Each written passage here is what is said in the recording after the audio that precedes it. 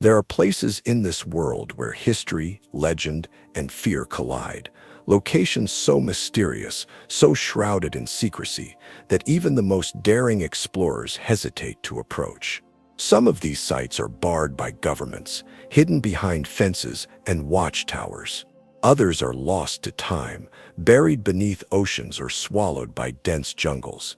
But the most unsettling ones, those are the places where no one knows why we aren't supposed to go. From islands cursed by ancient spirits to entire cities abandoned without explanation, these locations defy logic. Some say they are haunted, others believe they hold knowledge too dangerous for humanity to uncover.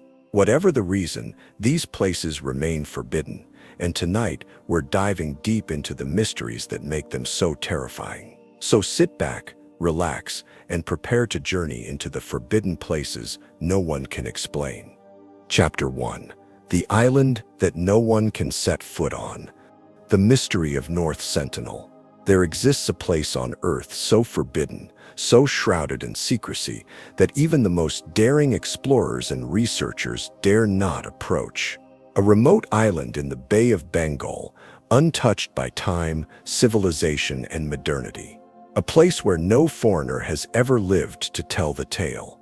It is not protected by high-tech security or government warnings. Rather, it is guarded by the people who have lived there for thousands of years, a tribe so fiercely independent that they have violently rejected every attempt at contact with the outside world. This is North Sentinel Island, home to the Sentinelese, one of the last uncontacted peoples on Earth, and perhaps the most mysterious of them all. The island itself is a paradox. It is neither remote nor hidden, sitting just off the coast of India, surrounded by pristine blue waters and lush green forests. Satellites can see it, boats can pass by it, and yet stepping onto its shores is considered a death sentence. It is as if time stopped here thousands of years ago. No roads, no ports, no signs of agriculture, just thick jungle, and the occasional fleeting glimpse of dark figures watching from the treetops. But why is North Sentinel Island so forbidden?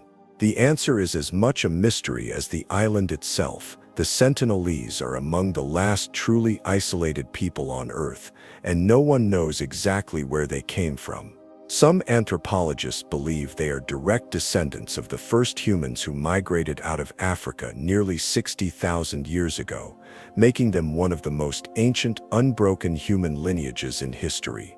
Others suspect they arrived much later, but with no direct contact, no written history, and no way to communicate with them. Much of their origins remain unknown. What we do know is that every attempt to study or contact them has ended in hostility. The first recorded encounter with the Sentinelese was in 1867, when an Indian merchant ship, the Nineveh, wrecked on the island's reefs. The survivors managed to make it to shore, but what they found was far from salvation. Within hours, they were under attack by a group of Sentinelese wielding bows and arrows. They were rescued after several days, but the message was clear: outsiders were not welcome. In the late 19th century, the British colonial government, fascinated by the idea of studying the tribe, attempted to make contact. Led by Maurice Vidal Portman, a British officer, an expedition was launched to establish communication. They kidnapped an elderly Sentinelese couple and a few children, hoping to civilize them. But the consequences were dire. The elderly couple quickly fell ill and died, likely from exposure to diseases they had no immunity against. Horrified, the British released the children back to the island. What message they carried back to their people, we will never know, but one thing is certain: after that incident, the Sentinelese became even more hostile toward outsiders. Decades passed, and the island remained a forbidden zone. In the 1970s, Indian anthropologists made several attempts to reach out to the Sentinelese, often leaving gifts such as coconuts, metal pots, and even pigs on the shore. Sometimes, the gifts were accepted. Other times, they were met with arrows. But one moment stands out on one expedition. As a researcher approached in a boat, a Sentinelese man walked onto the beach, dug a hole in the sand, and placed a coconut inside before covering it back up. It was a symbolic burial, a clear warning: we don't want what you bring, we don't want you here.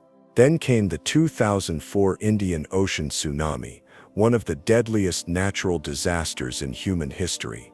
It devastated the Andaman Islands, and many feared that the Sentinelese had been wiped out. A helicopter was sent to survey the island. As it hovered over the dense jungle, looking for signs of survivors, a lone figure emerged from the trees. He raised his bow and shot an arrow directly at the aircraft. The tribe had survived, and their defiance was as strong as ever. In 2006, two fishermen, who had strayed too close to the island while illegally poaching crabs, were killed by the Sentinelese. Their bodies were left on the beach, and attempts to retrieve them were abandoned after being met with a rain of arrows. The Indian government made a firm decision: North Sentinel Island was to remain completely off-limits. A 5-kilometer exclusion zone was established around the island, and any attempt to enter would be met with strict punishment. Despite the warnings, some still dared to venture too close. In 2018, an American missionary named John Allen Chau attempted to make contact with the Sentinelese, believing he could convert them to Christianity. He paid local fishermen to take him near the island and made his way to shore. What happened next remains a tragic mystery, but his final journal entries suggested that he was greeted with hostility and warning shots. Still, he persisted. A few days later, his lifeless body was seen on the beach, being dragged by the islanders. The fishermen who helped him later reported that they saw the tribe burying him in the sand. His body has never been recovered. Today, North Sentinel remains one of the last truly untouched places on Earth, not because it is physically difficult to reach, but because its people have made it clear they do not want to be found. They do not seek modern technology, medicine, or the comforts of the outside world. To them, we are not explorers or saviors, we are invaders. And so the mystery endures. What language do they speak? What do they believe? How do they live their lives, untouched by globalization, technology, and war? These are questions we may never have answers to. Perhaps in a world where every inch of land has been mapped, where even the deepest oceans are being explored, North Sentinel Island remains one of the last true mysteries, a place that refuses to be known, an island lost in time, where the past still lives, undisturbed and untamed. Because some places were never meant to be touched. Chapter 2. A town that disappeared overnight. The vanishing of Kuldara. There are places in this world that seem to whisper secrets from the past, places where history has left behind only traces of what once was. But among all the abandoned settlements and forgotten ruins scattered across the world, one place stands out for the sheer impossibility of its story. A town that did not fall to war, plague, or disaster, but one that vanished in a single night, leaving behind only silence and unanswered questions. This is the story of Kuldara, a village in the heart of India's Rajasthan desert. A town that was once prosperous, filled with life, wealth, and tradition. Until the night came when every man, woman, and child disappeared without a trace. No footprints, no bodies, no explanations. And to this day, over 200 years later, the mystery remains. Kuldara was established in the 13th century by the Paliwal Brahmins, a highly respected and wealthy community. The Paliwals were known for their intellect, trade, and irrigation techniques that turned even the harsh desert into fertile land. Under their leadership, Kuldara thrived. Houses were built in perfect alignment, roads were planned with precision, and water systems were crafted to withstand the scorching heat of Rajasthan. It wasn't just a village, it was a vision of progress. For centuries, Kuldara and the surrounding villages flourished under the rule of the Paliwals. The people were known for their strong community ties, their economic success, and their ability to turn the unforgiving desert into a thriving oasis. But then one night, everything changed. According to legend, The downfall of Kuldara began with a man named Salim Singh, the powerful and ruthless Diwan of Jaisalmer. Salim Singh was infamous for his oppressive rule, his greed, and his insatiable desires. He collected heavy taxes, crushed those who opposed him, and treated the villages under his rule as his personal property. But what sealed Kuldara's fate was not gold, not war, but something far more sinister: his obsession with a young girl from the village. Salim Singh had set his eyes on the daughter of the village chief, a girl of unparalleled beauty and grace. He demanded that she be given to him, threatening terrible consequences if the village refused. The Paliwals, known for their pride and honor, found themselves at an impossible crossroads. To give in meant sacrificing one of their own to a life of torment. To refuse meant facing the wrath of a man who had the power to destroy them all. And so, as the legend goes, the village elders came together under the cover of darkness. A decision was made, one that no one in the history of Kuldara had ever dared to consider. Rather than submit, rather than fight a losing battle, they chose the unthinkable. In a single night, the entire village vanished. Not just the chief's family, not just a handful of people, but every single inhabitant. Over 1,500 men, women and children walked away from Kuldara that night, never to return. They left behind their homes, their wealth, their livestock, everything they had built for generations. But before they disappeared into the desert, the villagers are said to have placed a curse upon Kuldara. A curse that no one would ever be able to settle in the village again. A curse that anyone who tried would suffer the same fate as those who had once lived there. And to this day, that curse remains unbroken. Over the years, many have tried to repopulate Kuldara. Some have attempted to rebuild its houses, others have tried to farm its land, but every attempt has failed. The few who have dared to stay overnight have reported strange occurrences: unseen hands pushing them, whispers in the wind, footsteps in empty streets. Some have woken to find their belongings scattered, their bodies marked with inexplicable bruises.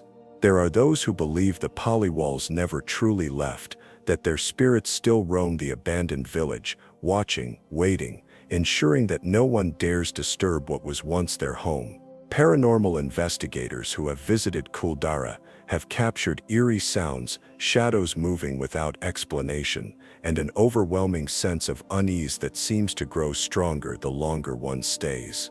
But the greatest mystery remains: where did the people of Kuldara go? There is no historical record of their migration, no evidence that they settled elsewhere, no trace of the thousands of people who vanished that night. Some say they merged with nearby villages, disguising themselves to avoid Salim Singh's wrath. Others believe they perished in the desert, choosing death over dishonor. And then there are those who whisper darker theories, that the villagers performed some ancient ritual, one so powerful that it erased them from existence itself. What we do know is that Kuldara remains as it was left that fateful night. The houses still stand, though time has worn them down. The streets remain empty save for the occasional traveler who dares to walk among the ruins. And the silence, the unbroken heavy silence that seems to linger in the air, as if the village itself is holding its breath, waiting for something or someone. Perhaps some mysteries are not meant to be solved. Perhaps Kuldara is not just a village but a warning, a reminder of what happens when greed and cruelty push people to the edge. Or perhaps somewhere out there, the descendants of Kuldara's lost inhabitants still walk among us, carrying a secret so deep, so powerful, that it has remained hidden for over 200 years. A town that disappeared overnight, and a legend that refuses to fade. Chapter 3. The Labyrinth of Death. What lies beneath Paris? Beneath the streets of Paris, hidden from the millions who walk its boulevards, lies a secret world, one of darkness, of silence, of death. A sprawling underground labyrinth stretches for over 200 miles, twisting and turning beneath the city like the veins of a long-forgotten corpse. It is a place that defies logic and reason, a place where history and horror intertwine, a place where the living dare not linger for too long. The Paris catacombs are more than just tunnels. They are a mass grave, a crypt, a tomb built not by the hands of a single civilization, but by centuries of human activity. They hold the remains of over 6 million souls, their bones stacked into walls, forming corridors lined with skulls and femurs arranged in eerie precision. But what lies beyond these carefully arranged displays is something far more terrifying, an uncharted abyss where the air is thick with dust, where the light fades into nothingness, and where those who wander too far often do not return. The catacombs were not built for the dead. They began as quarries, carved out of the limestone beneath Paris, centuries before the city we know today was even conceived. From these tunnels came the stones that built Notre Dame, the Louvre, and countless other landmarks. But as the city expanded above, the ground beneath weakened. Entire streets collapsed, houses sank into the earth, swallowed by the empty voids left behind. The people of Paris soon realized that the labyrinth beneath their feet was a danger, an unstable underworld threatening to consume them whole. By the 18th century, with cemeteries overflowing and disease spreading through the crowded burial grounds, the decision was made. Millions of bodies would be moved underground into the quarries, where they would rest in eternal darkness. The process was slow, grim, and methodical. Under the cover of night, carts filled with bones were wheeled through the streets, accompanied by priests chanting prayers for the dead. For years this continued, until the remains of centuries were transferred into the tunnels, forming what is now known as the Paris catacombs. But the dead were not the only ones who found their way into these depths. Over the centuries, the tunnels have attracted all manner of explorers, thrill seekers, and those who seek refuge from the world above. Some have ventured in search of adventure, some in search of answers, and some have never been seen again. The deeper one descends into the catacombs, the stranger things become. The air grows colder, heavier, the silence so complete that even the sound of your own breath seems deafening. The walls, once neatly stacked with bones, give way to raw limestone, damp with the passage of time. The tunnels twist and turn without logic, leading deeper into the unknown, deeper into a place where the line between reality and nightmare begins to blur. One of the most disturbing mysteries of the catacombs is the lost footage. In the early 1990s, a group of urban explorers discovered a video camera deep within the forbidden tunnels. The camera was covered in dust, its battery long dead, but the tape inside remained intact. What they found on that tape has haunted them ever since.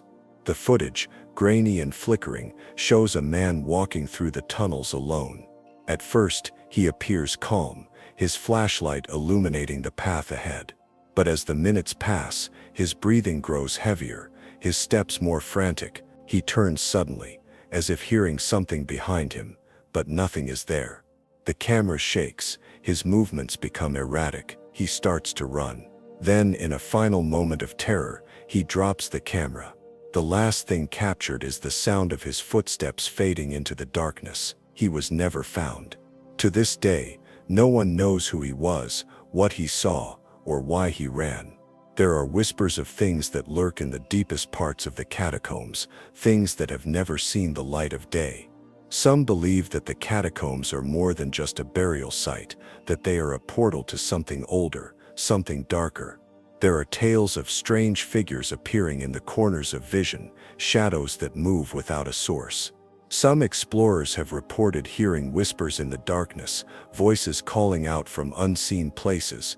Others speak of the feeling of being watched, an invisible presence following their every move, and then there are those who claim to have seen something far worse, something inhuman. In 2004, Paris police made a chilling discovery while patrolling a restricted area of the tunnels. Deep within the maze, they stumbled upon a fully operational underground cinema, a massive space, complete with a screen, rows of seats, a fully stocked bar, and film reels of classic noir movies. Stranger still, The entire setup was wired into the city's electrical grid, drawing power from an unknown source. When they returned a few days later to investigate further, everything was gone. The chairs, the screen, the bar vanished without a trace. All that remained was a single note: "Do not try to find us." The catacombs have long been a place of secrets, a sanctuary for those who wish to remain unseen. During World War II, the French resistance used the tunnels as a hideout, planning their attacks from the depths of the city's underbelly. But they were not the only ones who sought refuge in the darkness. The Nazis, too, took advantage of the labyrinth, establishing underground bunkers in the deepest sections of the tunnels. Even today, secret societies, cults, and those who prefer the shadows over the light continue to use the catacombs for their own purposes. Some believe that the catacombs are alive, that the very walls hold memories of the dead. There are stories of people who have ventured too deep, only to be overcome by an overwhelming sense of dread, as if the tunnels themselves were rejecting their presence. Others have reported sudden hallucinations, visions of figures dressed in centuries-old clothing, standing motionless in the darkness. Some say that time does not function normally in the catacombs, that hours can pass in minutes, or that a short walk can turn into a journey that never ends. The Paris catacombs are a place of contradictions, a city of the dead beneath a city of the living. They are both a tomb and a gateway, a place of history and horror, a reminder that no matter how much we build, how much we create, we are always walking atop the remnants of those who came before us. And for those who dare to descend into the darkness, one truth remains: the deeper you go, the harder it is to find your way back. Chapter 4: The Sealed Cave That Scientists Fear to Open. The world is full of hidden places, mysteries buried beneath rock, locked away in time, and sealed off from the touch of human hands. Some are forgotten ruins, lost to history. Some are natural formations, deep in the earth, untouched for millennia. And then there are the places that remain closed, not because they are forgotten, but because we fear what lies within. One such place exists, a cave so isolated, so untouched by the modern world, that scientists hesitate to break the seal. It is a cave unlike any other, a time capsule of an ancient world, a place where life itself has evolved along a path so alien, so separate from everything we know, that to open it might be to unleash something we are not prepared for. Deep within the earth, far from the sun's reach, is a place where time has stood still for millions of years. This cave, hidden beneath layers of rock, was never meant to be discovered. Unlike the great caverns that have been explored, mapped, and turned into tourist attractions, this one was completely sealed. No light has ever touched its walls. No wind has ever disturbed the still air inside. It is a world unto itself, a closed ecosystem where life has developed in total isolation. It has remained untouched, locked away behind a thick layer of stone, its entrance hidden from view. But when scientists first stumbled upon its existence, a difficult question arose: should they open it? On the surface, it may seem like a simple decision. Science thrives on exploration, on uncovering the unknown. We have climbed the highest peaks, plunged into the deepest trenches, and even sent machines beyond our own planet. But this cave is different. This cave represents something we have never encountered before, an entire ecosystem sealed off from the rest of the world for millions of years. If opened, even the smallest disturbance could have irreversible consequences. The atmosphere inside could be so different from our own that exposure to modern air could instantly destroy everything within. The creatures inside, if any exist, could be so uniquely adapted to their isolated world that contact with external life might be catastrophic. But it is not just the destruction of this hidden ecosystem that scientists fear. There is another possibility, one far more unsettling. Life in this cave has evolved separately, untouched by the processes that shaped life on the surface. There is a chance, however small, that what exists inside is not just unknown, but dangerous. We have seen it before, on smaller scales. In the deepest parts of the ocean, where light does not reach, creatures exist that seem almost alien. Organisms that survive on chemicals rather than sunlight, bacteria that thrive in extreme environments where nothing else can live.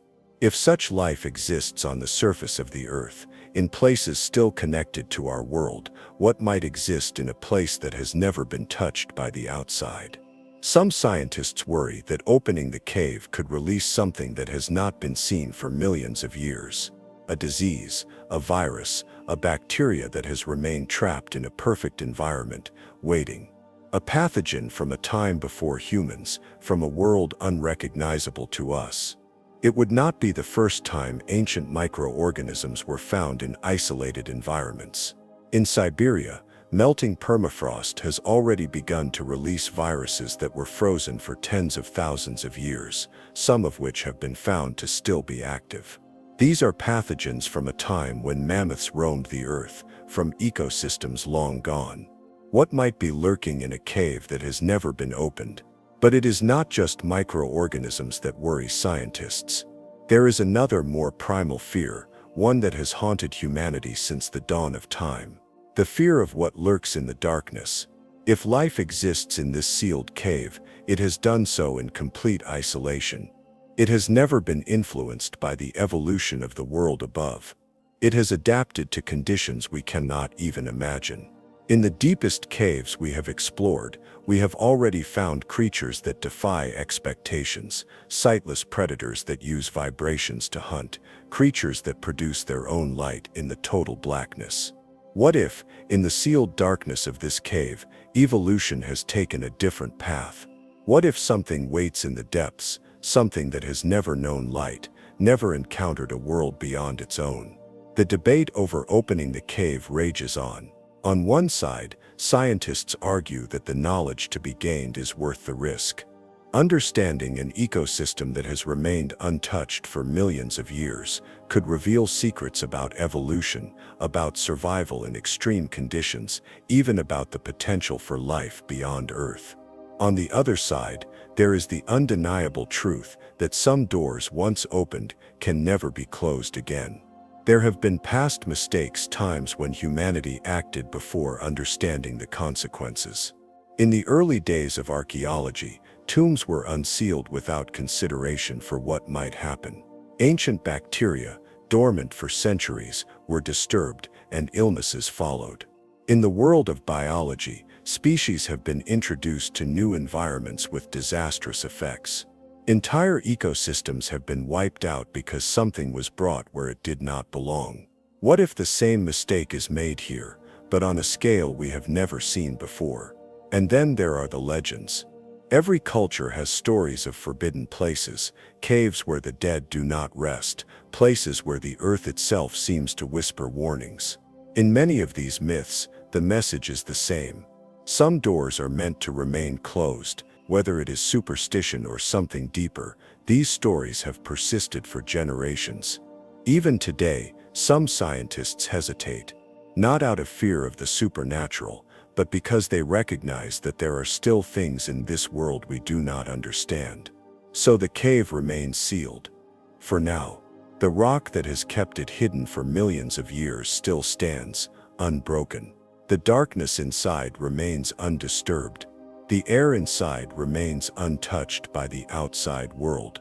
Whatever exists within waits in silence, as it has always done. But for how long? Because curiosity is a force that cannot be ignored. The desire to know, to uncover, to explore, it is what has driven humanity forward since the beginning. It is only a matter of time before someone decides to break the seal, to open the cave, to see what lies within. And when they do, the world may never be the same. Chapter 5. The abandoned Soviet facility still sending signals. The Soviet Union was a land of secrecy, a place where countless classified projects were hidden away in the vast frozen landscapes. Deep in these forgotten places, facilities once bustling with scientists, engineers, and military personnel now stand abandoned, silent witnesses to a past cloaked in mystery. But not all of them are truly silent. Some of them, long after they were supposedly shut down, still whisper in the darkness. One such facility exists, a place that was erased from official records, left to decay along with the fallen empire that built it. A place that should have gone completely dark decades ago. And yet, to this day, it continues to send signals, weak, fragmented, indecipherable transmissions that seem to come from nowhere and everywhere at once. Scientists, amateur radio operators, and intelligence agencies around the world have detected them. Strange bursts of static, cryptic pulses, numbers that don't quite make sense. Some believe it's just old equipment malfunctioning, a ghost signal left behind by forgotten technology. Others suspect something far more unsettling, that somewhere in the depths of the abandoned structure, something or someone is still transmitting. The location of this facility is classified, buried under layers of disinformation and secrecy. Some claim it lies hidden in the Arctic tundra, where Soviet experiments once pushed the limits of science and human endurance. Others believe it's concealed beneath the forests of the Ural Mountains, where deep underground bunkers held projects that never saw the light of day. Wherever it is, one thing is certain: it was built for a purpose that has never been fully explained. Some researchers suspect it was once part of the Soviet Union's vast network of over-the-horizon radar stations designed to detect enemy missile launches before they could strike. These systems were the eyes and ears of the Cold War, stretching across remote locations, constantly scanning the skies for the first sign of nuclear annihilation. Others believe it was something even more secretive, an experimental communications hub, a testing ground for advanced radio technology that never made it to the public sphere. Some whisper that it was tied to a classified space program designed to communicate with something or someone beyond Earth's atmosphere. Then there are the darker theories. Those who believe that this facility was not just a center for research, but a place where the Soviet government conducted experiments that were never meant to be known. Throughout the Cold War, the USSR invested heavily in the study of psychotronics, mind control, remote viewing, the use of electromagnetic fields to influence the human brain. Declassified documents confirm that the Soviets experimented with high-frequency radio waves as a means of affecting thoughts, emotions, and even perception. Could this facility have been one of the testing grounds for such research? If so, what was left behind when it was abandoned? Despite being officially shut down, reports of strange transmissions began surfacing in the 1990s. Radio operators scanning shortwave frequencies occasionally stumbled upon bursts of static, interrupted by repeating sequences of numbers. The infamous Russian number stations had existed for decades, coded messages broadcast to spies in the field, but this was different. The signal didn't seem to match any known transmission. The numbers were strange, distorted, sometimes skipping in unnatural ways. On occasion, strange mechanical sounds could be heard in the background, like something moving, shifting deep underground. Over the years, researchers have tried to triangulate the source of the signal, but every time they think they are getting close, the transmission changes. Sometimes it disappears entirely, only to reappear months or even years later on a slightly different frequency. Attempts to decode it have led to dead ends. Some have speculated that it could be an automated system set to activate under certain conditions, a long-forgotten failsafe waiting for an unknown trigger. Others believe it is an intentional warning, a signal meant to be found, meant to remind the world that something is still there waiting. A few researchers who have ventured to suspected locations of the facility have returned with unsettling accounts. In one case, a team of urban explorers claimed to have found a bunker matching the descriptions of the rumored site.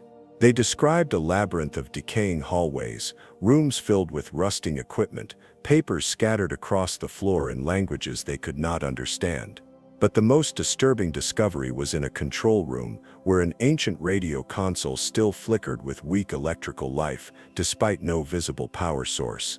The dials moved, seemingly on their own. And then the signal came through, loud, distorted, a burst of noise followed by a mechanical voice speaking numbers in Russian. They left in a hurry, abandoning much of their equipment. When they tried to return days later, the entrance had been sealed, concrete poured over the opening, as if someone somewhere had been watching. Some believe that the facility is not abandoned at all, that a shadow operation still maintains it, using outdated Soviet technology for reasons unknown. Others claim that the signals are a relic of the past, echoes from a long-dead program. But the most chilling theory suggests that the transmissions are not coming from a person at all, but from something left behind. An artificial intelligence, a machine designed to monitor, to listen, to wait. What if the system was never meant to shut down? What if deep beneath the earth, a forgotten machine is still running its program, still carrying out its final orders? Orders that no one alive today remembers.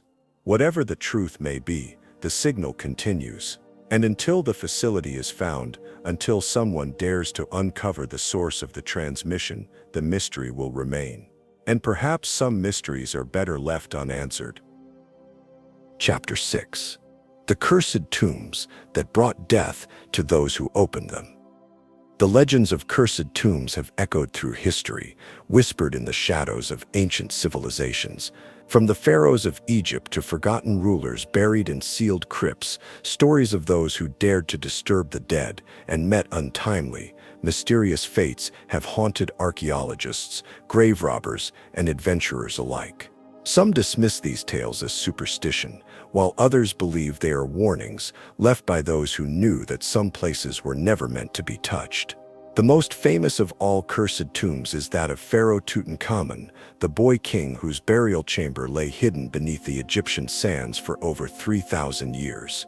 When British archaeologist Howard Carter and his team breached the tomb in 1922, they were met with an incredible sight: untouched treasures, golden artifacts, and the mummified remains of the young pharaoh himself. But the discovery came with a price. Soon after the tomb was opened, strange deaths began to plague those involved in the excavation. Lord Carnarvon, Carter's financial backer, died suddenly from an infected mosquito bite that turned septic. Reports claim that at the exact moment of his death, all the lights in Cairo mysteriously went out.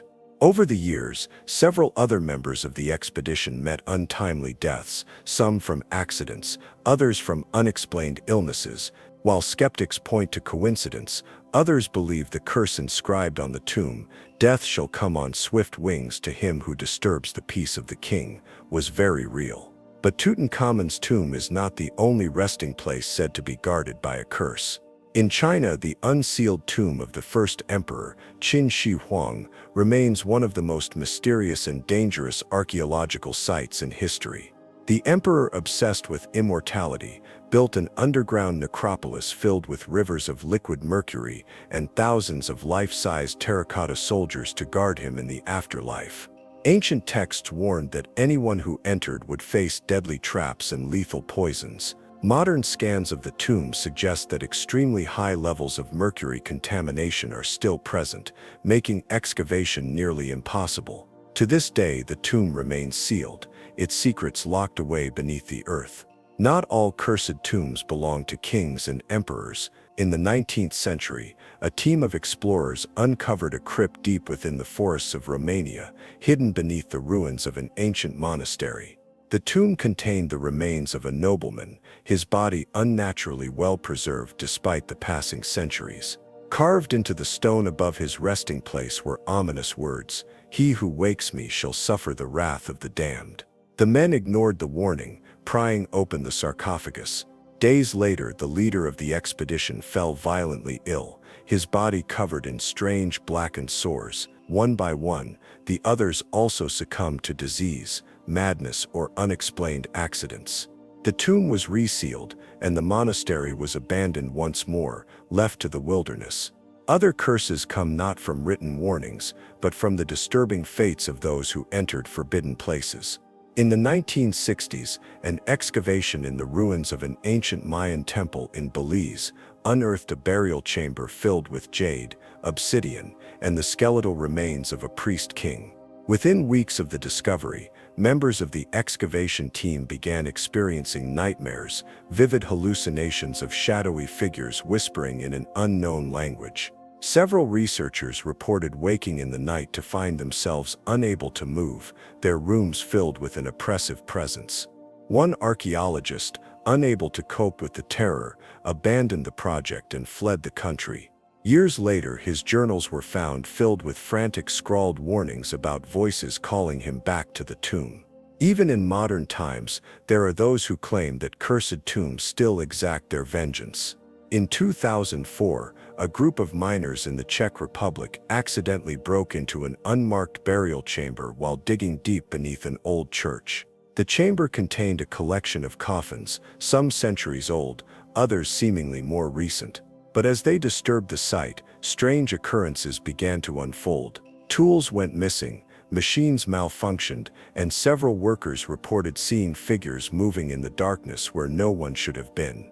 Within months, 2 of the miners died under bizarre circumstances, one in a freak accident, another from a sudden and unexplained illness. The site was quietly sealed off, and the church above it was abandoned. Skeptics argue that the idea of cursed tombs is nothing more than psychological suggestion, a case of people expecting misfortune and finding it. Others believe that ancient burial sites, filled with millennia-old mold bacteria or even hidden poisons, could explain the strange deaths. But there are those who remain convinced that something else is at play. That ancient rulers, priests and warriors were buried with protections beyond human comprehension, that some graves were never meant to be disturbed. Perhaps the most unsettling part of these stories is not the deaths themselves, but the warnings that often accompany them. Words carved into stone, written on ancient papyrus, whispered in the corridors of history. Warnings that time and time again, humanity chooses to ignore. And in the end, the question remains, how many more tombs, still sealed, still waiting, hold the same deadly secrets? How many more will dare to open them? And when they do, will the past finally have its revenge? Chapter 7.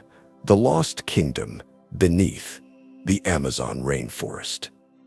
The Amazon rainforest has long been considered one of the most mysterious and unexplored places on Earth. A vast, green wilderness stretching across South America, filled with dense vegetation, winding rivers, and countless species of wildlife. For centuries, it was believed that the Amazon was incapable of supporting large civilizations, that its harsh conditions made it impossible for complex societies to thrive. European explorers who ventured into the jungle returned with tales of small, scattered tribes struggling to survive in the unforgiving environment. But hidden beneath the thick canopy, buried under centuries of soil and growth, lies something extraordinary, the remnants of a lost kingdom, a civilization that defies everything we thought we knew about the Amazon. Legends of great cities hidden within the rainforest have persisted for centuries. Indigenous tribes speak of vast settlements, long abandoned and reclaimed by nature, where their ancestors once lived in prosperity. When the Spanish explorer Francisco de Orellana traveled the length of the Amazon River in 1542, he reported seeing massive cities along the riverbanks, home to thousands of people. His descriptions spoke of sophisticated societies with complex governance, agriculture, and architecture, a civilization that flourished in the very heart of the jungle. Yet when later explorers searched for these cities, they found nothing but endless rainforest. It was assumed that Orellana had exaggerated, that the Amazon was simply too inhospitable for such civilizations to exist. For centuries, the myth of the lost Amazonian cities remained just that, a myth, but modern technology has begun to unveil the truth. Advances in satellite imagery and LiDAR scanning, which use lasers to penetrate dense vegetation, have revealed astonishing structures hidden beneath the jungle floor. Massive geometric earthworks, interconnected roadways, and the foundations of buildings suggest that the Amazon was once home to a vast, thriving civilization. These structures, some stretching for miles, hint at a level of organization and engineering previously thought impossible in this environment. What was once dismissed as fantasy is now emerging as one of the greatest archaeological discoveries of our time. One of the most fascinating aspects of this lost kingdom is its use of terra preta, or dark earth. Unlike the naturally poor soil of the Amazon, which struggles to sustain crops, terra preta is rich, fertile, and capable of supporting large-scale agriculture. Scientists now believe that this soil was deliberately created by ancient Amazonians, a form of engineered earth designed to provide sustainable food production for massive populations. This discovery alone changes our understanding of pre-Columbian civilizations, proving that they had developed advanced agricultural techniques that rivaled those of the Old World. But if this civilization was so advanced, what happened to it? Why did these cities disappear without a trace, leaving behind only scattered remnants beneath the jungle floor? There are many theories, each as intriguing as the next. Some suggest that the arrival of European explorers brought devastating diseases that wiped out entire populations before their cities could be documented. Others believe that climate changes or resource depletion forced the inhabitants to abandon their settlements, retreating deeper into the jungle or dispersing into smaller communities. But there is another, more mysterious possibility, that the civilization never truly disappeared, but rather adapted, blending into the environment in ways we have yet to understand. Many indigenous tribes of the Amazon today carry knowledge that seems far older than their recorded history. Their intricate understanding of the rainforest, their medicinal practices, and their oral traditions all point to a deep connection with a forgotten past. Could it be that these tribes are the descendants of the Lost Kingdom, preserving the wisdom of their ancestors in ways that outsiders cannot comprehend? Some researchers believe that the key to unlocking the secrets of the Amazon lies not in excavation but in listening to those who have lived in the jungle for generations. Even more tantalizing are the persistent stories of strange ruins hidden deep within the jungle, structures that defy explanation. Some explorers claim to have stumbled upon towering stone walls, staircases leading into the earth, and vast plazas eerily untouched by time. Others report finding intricate carvings, symbols that resemble no known writing system, hinting at a culture that existed long before recorded history. Could it be that the Amazon still holds undiscovered cities, waiting for those brave enough to seek them out? Yet, as the modern world encroaches further into the Amazon, the chances of uncovering these secrets diminish. Deforestation, illegal mining, and uncontrolled development threaten to erase what little remains of this ancient civilization before we even have a chance to understand it. Entire sites of immense historical significance are being destroyed, lost forever to the relentless expansion of industry. The jungle that once protected the Lost Kingdom is now turning against it, swallowing its last traces beneath layers of devastation. But despite these challenges, the search continues. Archaeologists, historians, and explorers are racing against time to uncover the truth, using every tool at their disposal to piece together the story of the lost Amazonian civilization. With each new discovery, our perception of history is shifting, revealing a world far more complex than we ever imagined. The Lost Kingdom beneath the Amazon is no longer just a legend, it is real, and its secrets are waiting to be uncovered. The question is not whether it existed, but how much of its story we can uncover before it disappears forever. Chapter 8. A door in the Himalayas that no one can unlock. The Himalayas, an ancient and formidable mountain range, have long been a land of mystery, legend, and untold secrets.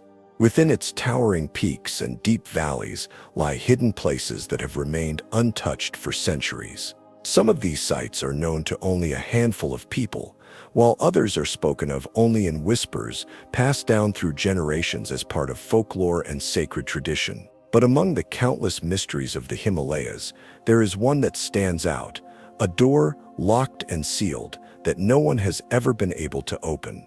This enigmatic door is said to be part of an ancient temple, a structure so old that its origins are lost to time. It is located deep within the sacred precincts of the Padmanabhiswamy Temple in India, a place already shrouded in mystery due to its immense hidden wealth and intricate underground chambers. The temple itself is dedicated to Lord Vishnu and is regarded as one of the most significant and revered places of worship in Hinduism. Over the years, various chambers within the temple have been opened, revealing treasures beyond imagination, gold, jewels, and priceless artifacts dating back thousands of years. However, one chamber, known as Vault B, remains locked, its door resisting all efforts to open it.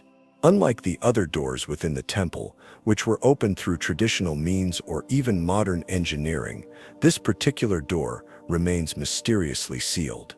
Carved upon it is the image of two massive cobras, a clear warning to anyone who dares attempt to enter. Legends tell of an ancient curse, a dire consequence that will befall anyone who forces the door open. It is said that the only way to unlock it is through a specific and powerful ritual known as the Garuda Mantra, a sacred chant lost to time, known only to a handful of sages who have long since disappeared. What lies behind this sealed door? That is a question that has intrigued researchers, spiritual seekers, and treasure hunters alike.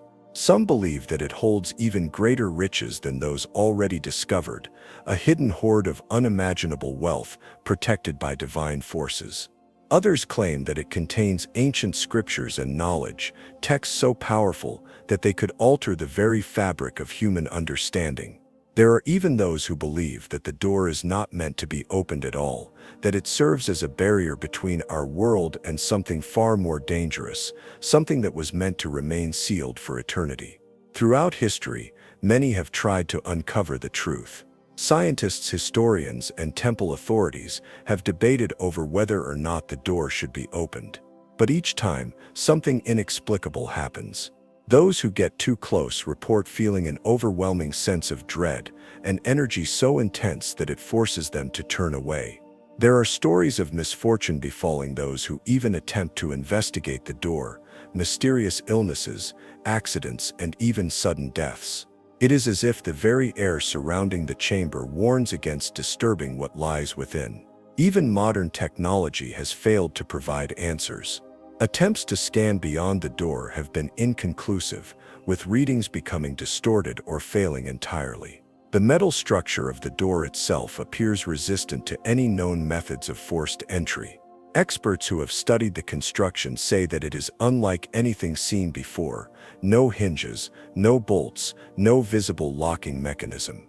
It is as if the door is held shut by an unseen force, something beyond the physical world. The mystery of the sealed door is not unique to the Padmanabhiswamy temple. Throughout the Himalayas, there are countless stories of hidden chambers, secret tunnels, and ancient monasteries that guard knowledge lost to the modern world. Some say that the region is home to secret underground cities, places where enlightened beings and sages have retreated to escape the corruption of the outside world. Could it be that this door is a gateway to one of these hidden realms? There are whispers among spiritual circles that the Himalayas are home to something far greater than we can comprehend. Some claim that deep within its vast expanse lies the mythical city of Shambhala, a hidden kingdom said to be the center of all spiritual wisdom. It is believed that only those who are truly enlightened can find their way to Shambhala, and that it remains invisible to the unworthy. Could this sealed door be an entrance to this lost paradise? Could it be that the reason no one can open it is because humanity is not yet ready for what lies beyond? But what if the legends of a curse are true? What if the door is not meant to be opened at all, not because of the treasures it holds, but because of the horrors it might unleash? Some ancient texts speak of vaults that contain not gold but dangerous relics, artifacts imbued with immense power, sealed away to prevent them from falling into the wrong hands. There are even accounts of mystical beings, powerful entities that were locked away long ago, waiting for the day when the seal is broken. Could it be that this door is a prison, rather than a treasure chamber? Despite the warnings, there are still those who wish to force their way through, but every attempt has ended in failure, reinforcing the belief that the door is protected by something far beyond human understanding. As time goes on, the debate continues. Should we attempt to open the door, risking the unknown, or should we respect the warnings of the past and let it remain sealed? For now, the door in the Himalayas remains locked, its secrets hidden behind an impenetrable barrier. It stands as a reminder that some mysteries are not meant to be solved, that some doors should remain closed, and perhaps, just perhaps, there are forces in this world that will ensure it stays that way. Chapter 9. The Lighthouse That Keeps Its Own Secrets. The Flannan Isles Mystery. The Flannan Isles, a desolate and wind-lashed cluster of rocky outcrops in the Outer Hebrides of Scotland, have long been a place of whispered tales and chilling mystery. Isolated and uninhabited, these islands were never meant for human settlement. They rise out of the turbulent North Atlantic like jagged teeth, battered endlessly by the sea and the howling winds. For centuries, the only visitors were passing fishermen, wary sailors, and the occasional shepherd who braved the unpredictable weather to graze their flocks. But in the year 1900, the Flannan Isles became infamous, not for their remoteness, but for a haunting disappearance that has baffled historians and investigators for over a century. The Flannan Isles Lighthouse, a lonely sentinel standing atop the largest of the islands, Eilean Mor, was built to guide ships safely through the perilous waters surrounding the archipelago. Its beacon was a vital necessity for mariners, warning them of the dangerous rocks that lurked beneath the waves. But the lighthouse also became the scene of one of the most eerie vanishings in maritime history, a disappearance that has left behind more questions than answers.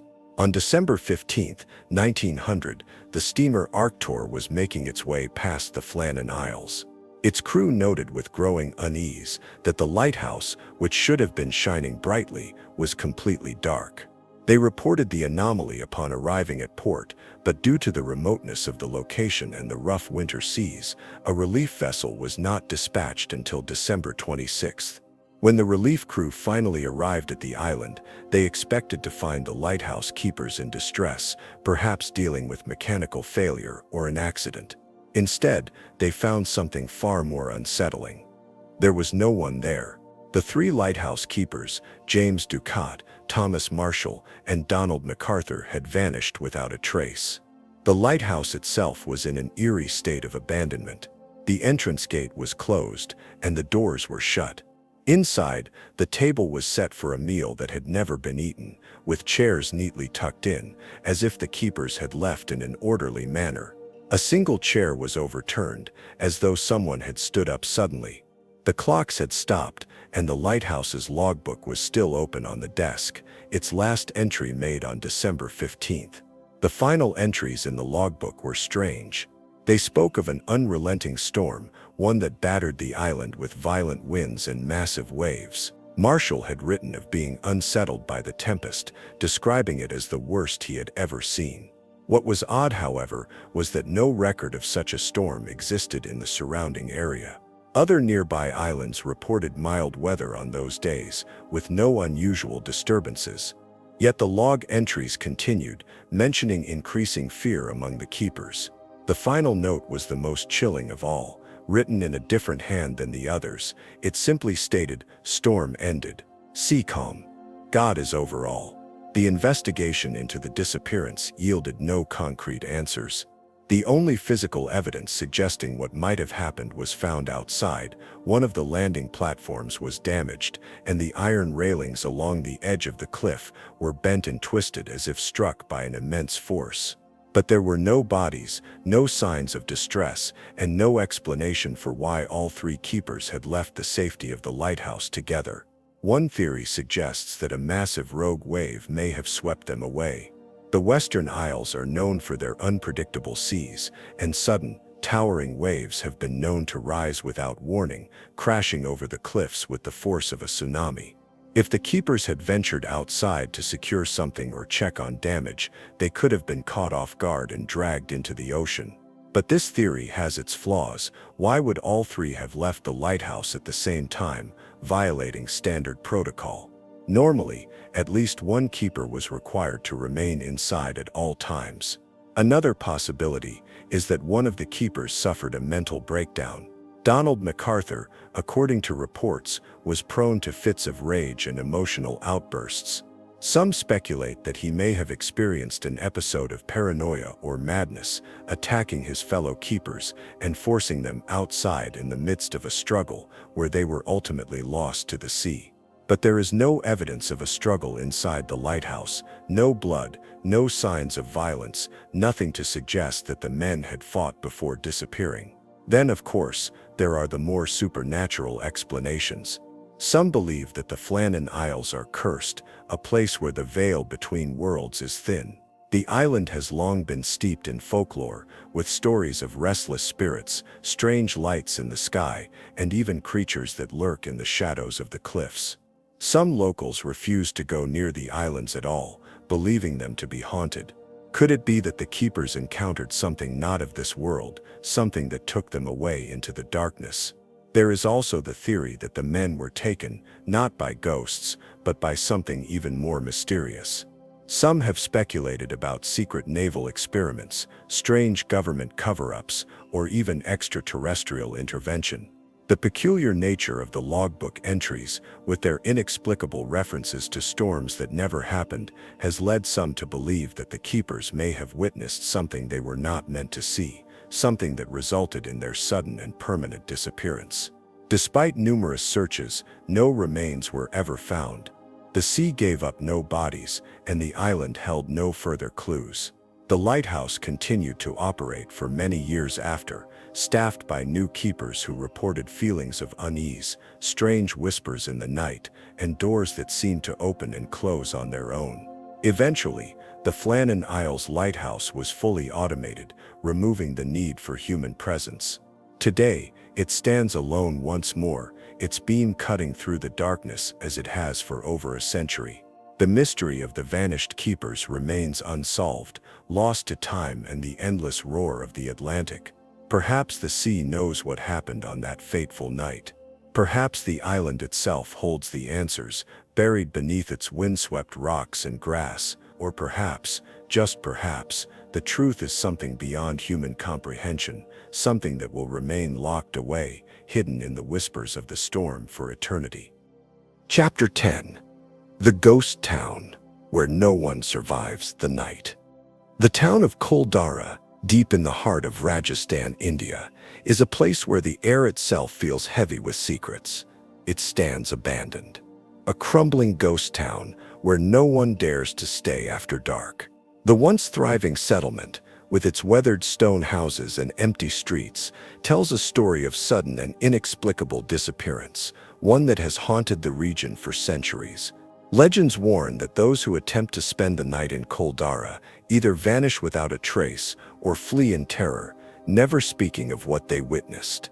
The origins of Kuldara trace back to the 13th century, when it was a prosperous village inhabited by the Paliwal Brahmins, an intelligent and resourceful community known for their advancements in irrigation and agriculture. For generations, they flourished in the harsh desert landscape, turning barren land into thriving fields and establishing a network of villages that dotted the region. But Kuldara, once a place of life and abundance, is now a place of silence and death. The legend of Kuldara's curse begins with an oppressor, the ruthless and powerful minister of the region, Salim Singh.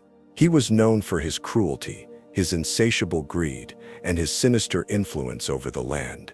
But it was his obsession with a young girl from Kuldara that sealed the town's fate. It is said that Salim Singh, captivated by her beauty, demanded that she be given to him as a bride. The Paliwals, bound by honor and unwilling to submit to his tyranny, faced an impossible decision: surrender the girl to a fate worse than death, or resist and invite the wrath of a man who could destroy them all.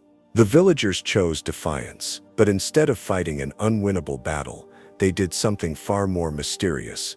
They vanished. In a single night, the entire population of Kuldara and the surrounding villages, numbering over 1,500 people, disappeared without a trace. They left behind no bodies, no signs of struggle, and no indication of where they had gone. Even their livestock, their belongings, their wealth, everything was abandoned. It was as if they had evaporated into the desert air, leaving only empty houses and a lingering sense of unease. Before they left, however, they did one final thing. They cursed the land. It is said that the Paliwal Brahmins, enraged by their forced exile, placed a powerful curse upon Kuldara, ensuring that no one would ever live there again. Those who attempted to resettle the town faced misfortune, disease, and in some cases, death under mysterious circumstances. The town, once a place of life, became a place of fear. Over the centuries, Attempts were made to reclaim Kul Dara, travelers seeking shelter, settlers hoping to rebuild, and even daring explorers trying to uncover its secrets all reported the same chilling experiences. They spoke of whispers in the wind, of unseen hands brushing against them in the dark, of the oppressive feeling of being watched from the shadows. Some claimed to see ghostly figures wandering the ruins, silent, faceless forms that disappeared the moment they were approached. Others described an overwhelming sense of dread, as if an invisible force was urging them to leave before it was too late. Those who ignored these warnings often met tragic fates. There are accounts of entire groups of people waking up with deep scratches across their bodies, of travelers falling mysteriously ill, and of some never being seen again after venturing too far into the ruins at night. Locals whisper that the spirits of the Paliwols still walk the streets, forever guarding their town from intruders. One of the most disturbing stories involves a group of paranormal investigators who dared to spend the night in Kul Dara. Armed with cameras, recording devices, and the confidence of skeptics, they set up camp within the ruins, determined to uncover the truth behind the legends. As the night deepened, they began hearing strange noises, footsteps echoing through the empty streets, faint murmurs in an ancient dialect, and the distant sound of a child crying. Then, without warning, their equipment malfunctioned. Batteries drained instantly, cameras shut down, and the temperature dropped to an unnatural chill. One of the investigators, overcome with an inexplicable sense of panic, claimed to see shadowy figures moving towards them. Terrified, they abandoned their equipment and ran. By morning they were found miles away, disoriented and unable to explain how they had covered such a vast distance overnight. When they retrieved their cameras, they discovered that their footage contained eerie anomalies, distorted voices, unexplained movements, and in one chilling frame, the unmistakable silhouette of a figure standing behind them. Even modern scientific explorations have failed to provide answers. Theories range from toxic gases seeping from the ground, creating hallucinations, to infrasound, low-frequency vibrations that can induce feelings of fear. But these explanations fail to account for the sheer number of people who have reported unexplainable encounters. They do not explain the sudden disappearances, the physical manifestations of unseen forces, or the undeniable fact that no one, no matter how brave, has ever been able to stay in Kul Dara after nightfall. Today, Kul Dara remains frozen in time, its ruins a stark reminder of the town's mysterious fate. Tourists visit in the daylight, marveling at the eeriness of the abandoned homes and the cracked temple at the town's center. But when the sun begins to set, an unspoken rule is followed: everyone leaves. No one is willing to challenge the curse, to tempt the spirits, or to discover what truly happens in the dead of night. The silence of Kul Dara is deafening, filled with the echoes of a past that refuses to be forgotten. Perhaps the Paliwols still walk those empty streets, their souls bound to the land they once called home.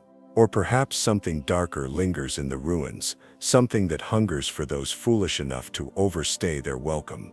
Whatever the truth may be, one thing remains certain: Kul Dara is not just an abandoned town, it is a warning. A place where the past never sleeps, and where, even after centuries, no one dares to challenge the night. Chapter 11. The Forbidden Chamber Inside the Great Pyramid. The Great Pyramid of Giza has stood for over 4,500 years, an eternal guardian of secrets buried deep within its stone heart. It is a marvel of ancient engineering, built with mathematical precision that continues to baffle modern architects and scholars. The pyramid, once gleaming in polished limestone, was constructed to house the eternal spirit of Pharaoh Khufu. But while its exterior is a testament to human ingenuity, its interior remains a labyrinth of mystery, dark corridors, hidden passageways, and chambers that seem to defy logical explanation. Among these, one particular chamber remains sealed, untouched for millennia, guarded by a mystery that no one has yet dared to fully unravel. Beneath the weight of millions of limestone blocks, the pyramid's interior is a puzzle of claustrophobic shafts and enigmatic rooms. The King's Chamber, the Queen's Chamber, and the Grand Gallery have been explored, their functions debated endlessly. Yet beyond the mapped passages, there are voids, spaces detected by modern technology but never physically entered. In 2017, a groundbreaking discovery shook the world of archaeology. A massive void, larger than the Grand Gallery, was detected above the King's Chamber using advanced scanning techniques. The chamber had remained hidden from human eyes since the pyramid's construction. It was as if the very architects of the Great Pyramid had deliberately concealed it, leaving behind no visible entrance or clue as to its purpose. What lies within this forbidden chamber? Could it contain lost treasures, a hidden tomb, or something far more enigmatic, something the ancients never intended for mankind to uncover? Some speculate that it may house the true burial chamber of Pharaoh Khufu, a theory that contradicts the accepted narrative that the king's chamber was his final resting place. Others suggest it could be a secret archive containing long-lost knowledge from an advanced civilization that predates our historical records. The Great Pyramid has always been a structure shrouded in secrecy. Ancient texts suggest that it was far more than just a tomb. It may have been a repository of hidden wisdom, a celestial machine designed to align with cosmic forces, or even a monument built with knowledge beyond the capabilities of its time. The pyramid's alignment with the stars, the precision of its construction, and the sheer size of its blocks all raise questions that remain unanswered. The Forbidden Chamber could hold the key to these mysteries, revealing secrets that have been protected for thousands of years. Attempts to physically access the void have been met with resistance, not from officials but seemingly from the pyramid itself. Small robotic probes, designed to explore previously inaccessible shafts, have uncovered strange anomalies: tiny, meticulously placed doors blocking passageways, metallic pins embedded in the stone, and inscriptions that defy interpretation. The deeper researchers dig, the more they find evidence suggesting that this chamber was not meant to be disturbed. Some engineers have even reported inexplicable equipment malfunctions when attempting to scan or analyze the deeper sections of the pyramid. There is an eerie legend among those who study the pyramids, a belief that those who attempt to breach the secrets of Khufu's resting place invite misfortune upon themselves.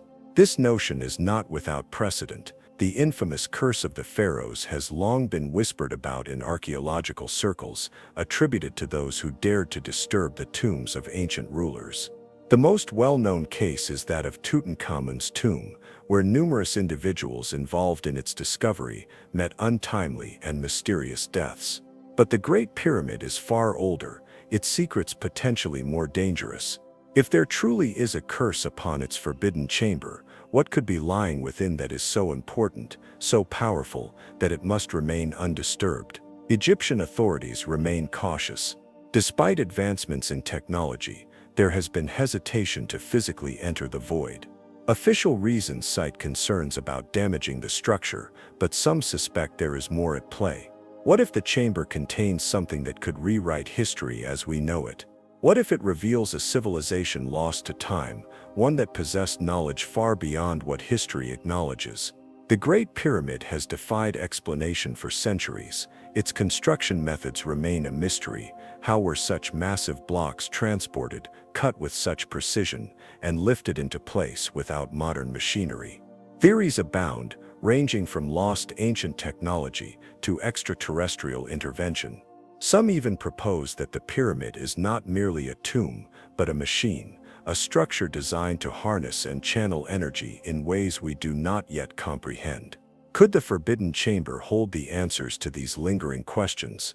The void detected above the King's Chamber is not the only hidden space within the pyramid. Other anomalies have been found: small tunnels that seem to lead nowhere, shafts that extend beyond the reach of current exploration tools, and passages that simply stop as if their purpose has been deliberately obscured. Every attempt to penetrate these hidden areas has yielded more questions than answers. It is as if the builders of the Great Pyramid anticipated that one day, curious minds would seek to uncover its secrets, and so they ensured that the most important ones would remain beyond reach. The pyramids of Egypt have withstood the test of time, surviving earthquakes, looters, and the relentless passage of history. Yet, after all these centuries, they continue to guard something we cannot yet grasp. Perhaps the Forbidden Chamber is the final piece of the puzzle, the ultimate revelation about the true nature of this colossal monument. Or perhaps it is something else entirely, something left sealed away for a reason, a warning from the past that mankind was never meant to uncover. Chapter 12. The radioactive ruins of a civilization that shouldn't exist. The deserts of Rajasthan, India, hold many secrets, but one in particular has baffled scientists, historians, and archaeologists alike. Deep beneath the sands of this ancient land lies evidence of something so shocking that it challenges everything we know about history, ruins that appear to be thousands of years old, yet bear signs of extreme radiation, as if they were the site of a nuclear explosion. These ruins, particularly those found near Jodhpur and the legendary city of Mohenjo-Daro in the Indus Valley, are marked by levels of radiation so high that even today, scientists measure dangerous amounts in the surrounding soil. It is as if an ancient catastrophe, beyond the scope of our understanding, once struck this region, leaving behind a radioactive wasteland frozen in time. The city of Mohenjo-Daro, meaning Mound of the Dead, is one of the oldest known urban settlements, dating back to around 2600 BCE. It was part of the advanced Indus Valley civilization, a contemporary of ancient Egypt and Mesopotamia. Archaeologists have long marveled at the sophistication of Mohenjo-Daro's city planning. Its intricate drainage systems, precise street layouts, and sturdy multi-story homes suggest an advanced society with knowledge of engineering that rivaled even later civilizations. But something about its sudden disappearance does not add up. When archaeologists began excavating Mohenjo-Daro in the 1920s, they found skeletons lying in the streets, eerily preserved, as if death had come suddenly and without warning. Unlike other ancient cities that fell to invaders, natural disasters, or gradual decline, Mohenjo-Daro showed no clear signs of war, famine, or disease, wiping out its people. The bodies were not buried, and they did not show wounds from weapons. Many simply lay where they had fallen. Some even held hands, as if they had been struck down in an instant. But what truly shocked researchers was the discovery of extreme radiation levels in the soil, far beyond what should naturally occur in an ancient settlement. Some skeletons, thousands of years old, registered radiation levels that by modern standards would be considered lethal. The bricks and stones of the city itself appeared to have been subjected to temperatures far higher than any normal fire could produce. Some had melted and fused together, a phenomenon seen only in the aftermath of nuclear explosions. Trinitite, a type of glassy substance formed when sand is exposed to extreme heat, such as during atomic bomb tests, was found mixed into the ruins. The implications were staggering. How could a civilization that existed thousands of years ago have been exposed to something resembling nuclear devastation? Modern nuclear weapons were not developed until the 20th century, yet here was evidence suggesting that an event of similar magnitude had occurred in deep antiquity. Some researchers turned to the ancient texts of India for answers, and what they found only deepened the mystery. The Mahabharata, one of the oldest epic tales in human history, describes a war unlike any other, one fought with weapons of unimaginable destruction. One passage in particular stands out: a single projectile, charged with all the power in the universe, an incandescent column of smoke and flame, as bright as 10,000 suns, rose in all its splendor. The corpses were so burned as to be unrecognizable. Their hair and nails fell out, pottery broke without cause, and the birds turned white. After a few hours, all foodstuffs were infected. This description eerily mirrors the effects of a nuclear explosion, down to radiation sickness, vaporization, and environmental devastation. Could it be that what happened at Mohenjo-Daro was not just a natural disaster, but the result of an ancient forgotten war fought with technology beyond our understanding? Further supporting this theory, similar evidence of high radiation and extreme heat has been discovered in other locations around the world. Near Jodhpur, in India's Thar Desert, an area of land covering several square miles was found to have abnormally high radiation levels, and locals have long reported birth defects and unexplained illnesses in those living nearby. The soil there has also been vitrified, turned to glass, suggesting exposure to a heat source hotter than anything naturally occurring in the region. Similar cases of ancient vitrification have been found at sites in Scotland, Turkey, and even the Middle East, where stone forts and walls appear to have melted under intense heat, as if subjected to an unknown force. If these radioactive ruins truly point to an ancient nuclear event, then the implications are staggering. It would mean that an advanced civilization existed long before recorded history acknowledges, one capable of harnessing atomic power, possibly even more advanced than we are today. But if such a civilization once thrived, then where did it go? Did they destroy themselves in a catastrophic war, wiping their knowledge from existence, or were they wiped out by something or someone else? There are those who believe that humanity's past is far older and far stranger than we have been led to believe. The idea of a lost civilization with advanced technology has been suggested in myths and legends from cultures across the world. Some point to Atlantis, described by Plato as a great empire that fell into the sea after angering the gods. Others reference the Vimanas, the flying machines mentioned in ancient Hindu texts, which some believe could have been spacecraft or advanced aerial vehicles. The radioactive ruins of Mohenjo-Daro, Jodhpur, and other sites may hold the key to uncovering a lost chapter of human history, one where ancient knowledge and power led to an event so devastating that it erased nearly all traces of those who wielded it. If this civilization once existed, then its downfall serves as a warning, a glimpse into a past where technological might may have exceeded wisdom, leading to destruction on a scale unimaginable. Even today, mainstream archaeology hesitates to entertain the possibility that an advanced civilization predating our known history could have mastered nuclear technology. But the physical evidence, the high radiation levels, the vitrified stone, the eerie descriptions in ancient texts demands that we reconsider what we think we know about our past. Perhaps humanity's greatest technological achievements are not new at all. Perhaps we are simply rediscovering knowledge that once existed, knowledge that, if misused, led to the obliteration of an entire civilization. The ruins remain silent, their secrets buried beneath layers of history, waiting for those who dare to look beyond the accepted timeline. Yet the question remains, if an ancient civilization had nuclear power, where did they get it? Did they discover it on their own, through knowledge lost to time, or was it given to them by someone or something else? And if so, will we ever truly uncover the truth, or are we doomed to repeat the mistakes of the past?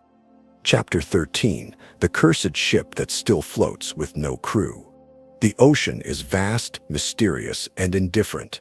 It swallows entire ships without a trace, conceals creatures that have never been seen by human eyes, and holds secrets that defy explanation. Among its many legends, one tale persists, one of a ship doomed to wander the seas forever, a vessel that drifts silently across the waves with no crew, no passengers, and no logical reason for its eerie existence. This is the story of the cursed ship that still floats, untouched by time, avoiding capture and haunting the waters like a phantom from a forgotten era. Sailors have long whispered of ghost ships, vessels found completely intact but devoid of human life. Some say these ships are omens, bringing misfortune to those who cross their path. Others believe they are the remnants of doomed expeditions, cursed to roam the ocean for eternity. But among these tales, one ship stands apart, not because of how it was found, but because it was never found for long. This ship is not a wreck at the bottom of the sea, nor is it tethered to a port. It is always moving, appearing when least expected, only to vanish again before the truth can be uncovered.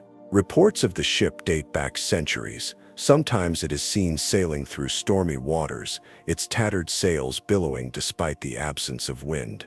Other times it emerges from thick fog, as if stepping through time itself. Witnesses describe it as old, but not decayed. Its hull is intact, yet it carries an air of abandonment. Attempts to track it have failed. When search parties set out to investigate, the ship is always gone, as if it never existed in the first place. One of the earliest recorded sightings came from a merchant vessel in the 18th century. The crew spotted a ship drifting aimlessly in the open ocean, far from any known route. Thinking it was abandoned, they approached, hoping to salvage supplies or find survivors. But as they drew near, something felt wrong. The ship was silent, unnaturally so. No voices, no movement, no sign of life. Boarding it, they found tables set for meals, but the food was untouched, rotting where it sat. Lanterns flickered, suggesting someone had been there recently, yet no one was to be found. Even more unsettling, the ship's logbook was missing, leaving no record of where it had come from or where its crew had gone. As the merchant sailors explored deeper into the ship, they began to hear whispers, soft at first, barely noticeable over the creaking wood. Then, as if the ship itself were breathing, the whispers grew louder. Fear overtook them, and they fled, scrambling back to their own vessel. As soon as they unmoored from the ghostly ship, a sudden storm arose from nowhere, forcing them to retreat. When they looked back, the ship had disappeared into the darkness, swallowed by the sea. Over the centuries, sightings of the cursed ship continued. It appeared in the Pacific, the Atlantic, even the Arctic, always where it should not be, always without warning. No one could explain how it traveled such impossible distances, nor why it seemed immune to time and decay. Some claimed it was a ship lost in a terrible storm, its crew taken by the sea, but unable to find peace. Others believed it was cursed by an ancient force, forever doomed to drift between worlds, neither truly present nor truly gone. One particularly chilling encounter occurred in the early 1900s. A steamship crossing the Indian Ocean reported seeing an old sailing vessel moving alongside it, despite the fact that the wind was dead. The crew watched in disbelief as the ship kept pace with them, its sails full of an invisible force. For hours it remained beside them, a silent companion on the empty sea. Then, without warning, it veered sharply and cut across their path.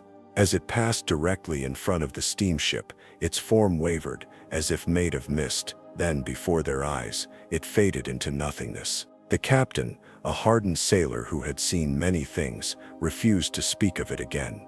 Some speculate that the cursed ship is a remnant of an ill-fated expedition, a vessel caught in a supernatural limbo. Others believe it is a warning, a message from those lost at sea, reminding the living of the ocean's power. Still, the ship persists. Modern sailors, though skeptical, report strange encounters. Radar systems pick up an unknown object, but when they turn to look, there is nothing there.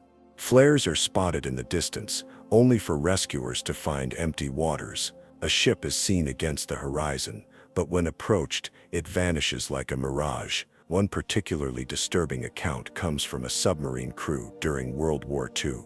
While navigating beneath the surface, their sonar detected a ship above them, moving at an impossible speed. The crew surfaced, expecting to find an enemy warship, but there was nothing. And yet, for hours afterward, the sound of phantom footsteps echoed through the submarine's corridors, as if something had followed them back. Even with the advancements of modern technology, no definitive explanation exists for the cursed ship. Satellites fail to track it, and when experts attempt to analyze reports, the details never quite add up. It appears in places where no ship should be, moves against the wind, and leaves behind only fear and questions. Those who encounter it speak of an unshakable feeling of being watched, as if the ship itself is aware, observing those who dare to cross its path. There are some who believe that the ship is not just haunted but alive, a vessel cursed to sail until the end of time. Perhaps it carries the souls of those who were lost at sea, trapped aboard an eternal voyage with no destination. Or perhaps it is a glimpse into something beyond our understanding, a ripple in time that allows the past to momentarily slip into the present. Whatever the truth may be, the cursed ship still floats. It drifts through the ocean, unclaimed by any port, unbound by the laws of nature. It does not need a crew, nor does it seek one. It simply exists, moving through the waves like a ghost upon the water, And should you ever find yourself staring across the vast, endless sea, and you spot a ship where none should be, silent, ancient, watching, you may have just witnessed the legend yourself. But be warned, those who see the cursed ship rarely forget it, and some never return. Chapter 14. The Temple That Drives People Insane. The temple stands in solitude, hidden deep within an uncharted valley, shrouded in mist that never seems to lift. It is older than recorded history, built by hands unknown, from stone that does not match the surrounding land. No one knows who constructed it, nor for what purpose, but those who come too close never leave unchanged. The locals refuse to speak of it.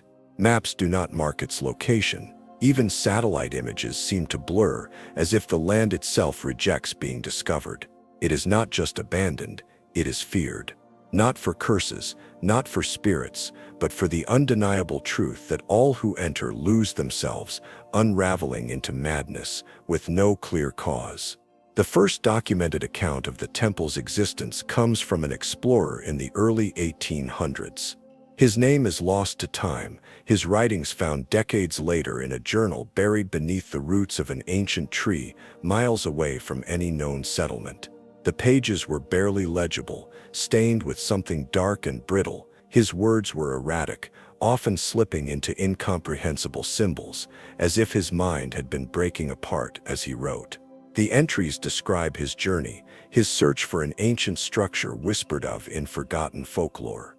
He writes of his arrival at the temple, of the oppressive silence that filled the air, of the sensation of being watched from within its empty halls. Then the writing changes, the lines become shorter, disjointed. He speaks of whispers, not voices, but something deeper, something pressing into his thoughts. The last readable passage simply states, "I am not alone, I am never alone." It is inside. His body was never found. Over the next century, the temple became the subject of obscure academic debates. Some dismissed it as myth, an exaggeration spun from fear and isolation. Others insisted it was real, citing ancient texts that referenced a forbidden structure, a place where men were tested not in body, but in mind. It was said to contain knowledge that could break a person, truths not meant for the human mind. Those who sought to prove its existence often never returned. Those who did were not the same. In the 1930s, a small research expedition set out to locate the temple, equipped with cameras, measuring tools, and radio transmitters. They were determined to uncover its origins, to explain the strange effects it had on those who ventured too close. For weeks they searched, following vague references in aged manuscripts and listening to the superstitions of hesitant villagers who warned them to turn back. Then they found it. The team's radio transmissions became sporadic, their reports increasingly strange. The leader, a respected archaeologist, described an overwhelming sense of unease as they approached the temple. The air was thick, heavy, as if the space itself was rejecting them. The walls of the structure were covered in symbols, patterns that seemed to shift when observed too long. The deeper they ventured, the more they struggled to think clearly. Time lost its meaning. Sleep became impossible, then the messages stopped. Weeks later, a single survivor emerged from the jungle, delirious and half-starved. He was unable to speak for days. When he finally regained some semblance of coherence, his story made little sense. Fragmented images of his team turning against each other, of shadows that moved without light, of an unseen force that filled his mind with thoughts that were not his own. He could not explain how he escaped, nor what had happened to the others. When pressed, he would shake violently and whisper the same words over and over, "It knows we are here." Years passed, and the temple remained untouched, avoided even by those who thrived on mystery and danger. But curiosity is a force more powerful than fear. In the 1970s, a group of researchers equipped with modern technology attempted to study the temple remotely. They set up cameras at a distance, using drones to capture footage from above. The first attempts were successful until they reviewed the recordings. The footage showed the temple as expected, ancient, decayed, silent. But in several frames, figures could be seen standing within its entrance, tall, unmoving, featureless. They were not there in the live feed. The drones sent to investigate failed one by one, their controls locking up the moment they crossed a certain threshold.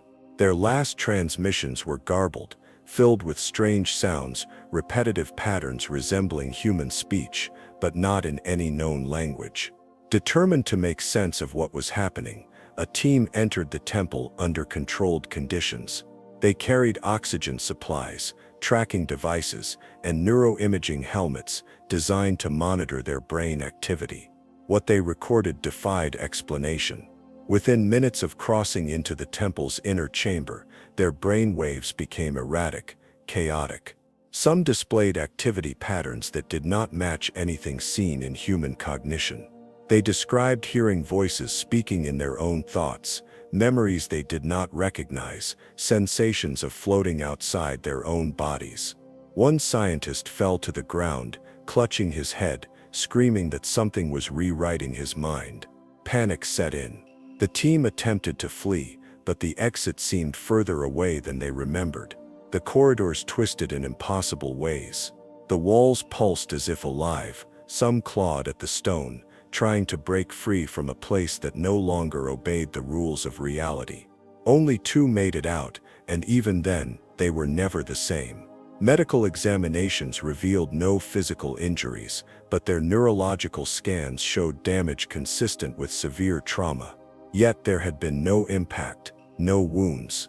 They had simply seen something, experienced something that their minds could not process. One never spoke again. The other left a final note before vanishing without a trace. It does not want to be understood. It does not want to be found. And now it knows me. To this day, the temple remains a mystery. Those who have tried to return fail to find it, as if it moves, existing only when it chooses to be seen. Even satellite imagery shows nothing but dense jungle where it should be. Some believe it was never a place of worship, but a prison, designed not to keep something out, but to keep something in. Whatever the truth may be, one thing is certain: those who seek the temple do not return the same. The mind is a fragile thing, and some doors once opened can never be closed. Chapter 15. The desert where time moves differently. The desert stretches endlessly, an ocean of golden sand shifting beneath an unforgiving sun.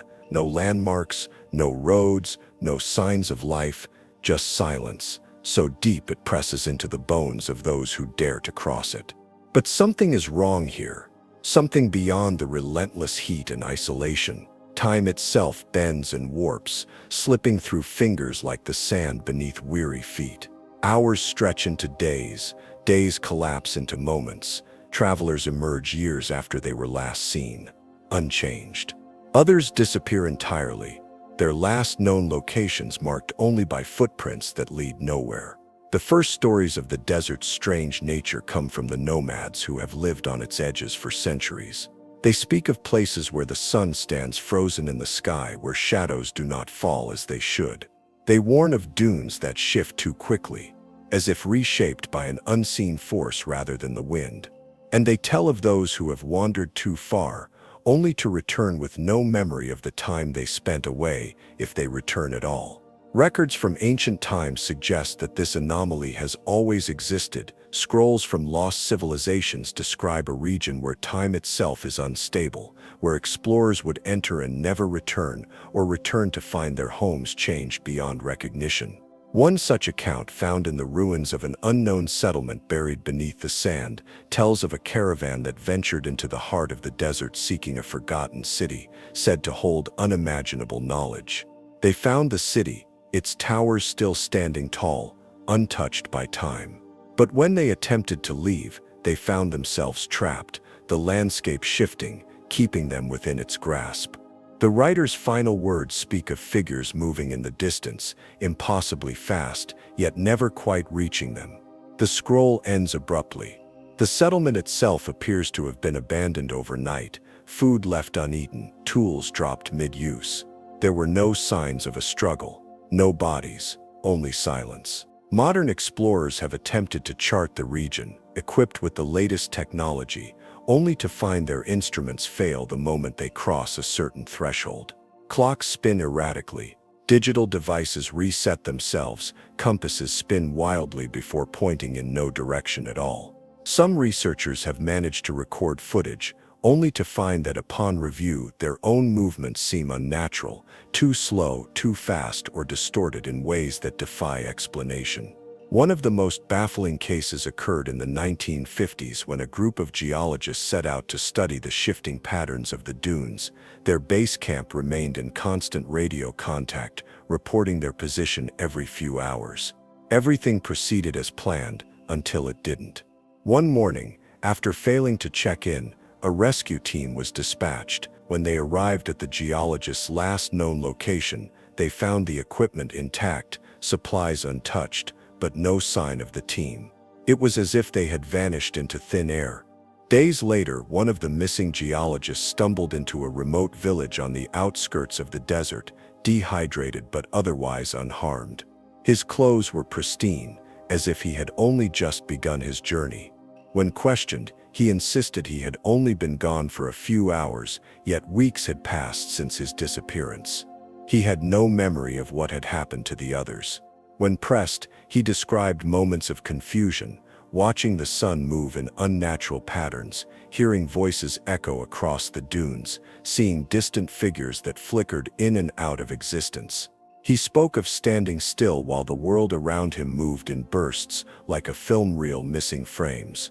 The most disturbing aspect of his return, however, was not his account but his body. Medical examinations revealed no signs of aging, no evidence that he had spent weeks in the harsh desert climate. It was as if for him time had not passed at all. This case is not unique. Over the years, similar stories have surfaced, of missing travelers appearing decades later unchanged, with no recollection of time passing. Some are found in places they could not possibly have reached on foot, as if transported instantaneously across vast distances. Others speak of being trapped in loops, experiencing the same moment over and over before suddenly breaking free. Scientists who have studied the phenomenon remain divided. Some speculate that the desert sits on a natural anomaly, a disturbance in the fabric of time itself. Others believe there may be an unknown force at play, something beyond human understanding. Attempts to measure the anomaly have yielded bizarre results. Radio waves bend and distort, timepieces fail, and biological samples show signs of aging at inconsistent rates. The indigenous tribes of the region, however, offer a different explanation. They say the desert was never meant to be crossed, that it is a place between worlds, a passage where time does not follow the rules of men. They speak of ancient travelers who walked too far and stepped outside of time itself, never to return. They warn that those who enter do not always leave as they once were. Even satellite imagery struggles to capture the area accurately. Photographs taken days apart do not match. Landmarks appear and disappear. Structures visible in one image are gone in the next. Some suggest that an entire city may have once existed in the heart of the desert, a place that flickers in and out of existence, lost in the currents of time. To this day, no one knows what truly lies at the center of the desert. Expeditions continue to be launched, yet answers remain elusive. Some believe that the key to understanding the anomaly lies within the forgotten ruins hidden beneath the sand, an ancient civilization that may have discovered something beyond human comprehension. Others believe the desert is not meant to be understood, that it is a tier in reality itself, a place where time moves as it pleases, untethered to the world outside. And so the mystery remains. The desert stretches on, vast and silent, its secrets buried beneath the shifting sands. Those who dare to enter may find themselves lost not just in space but in time itself, drifting between moments, caught in a cycle that no human mind can fully grasp. And for those who return, the question remains, did they truly escape, or are they still trapped in a time that is no longer their own? Chapter 16. The Unfinished Bridge That Leads to Nowhere, or Somewhere Else. The bridge stands like a forgotten relic, stretching into the mist, an architectural ghost abandoned before completion. Concrete pillars rise from the ground, their weathered surfaces scarred by time and neglect. The roadbed abruptly halts in midair, as if the builders had vanished before they could finish their work. There are no barriers, no signs warning of its sudden end, just an eerie silence that lingers over the structure like a shroud. The bridge leads to nowhere. Or so it seems. Legends have long surrounded this unfinished bridge, and those who have dared to cross its incomplete expanse speak of strange occurrences, shifts in time, distortions in space, and the unsettling sensation of being watched. Some who have walked its length claim that once they reach the edge, they see something impossible, a road that continues into the mist, stretching far beyond what should be there.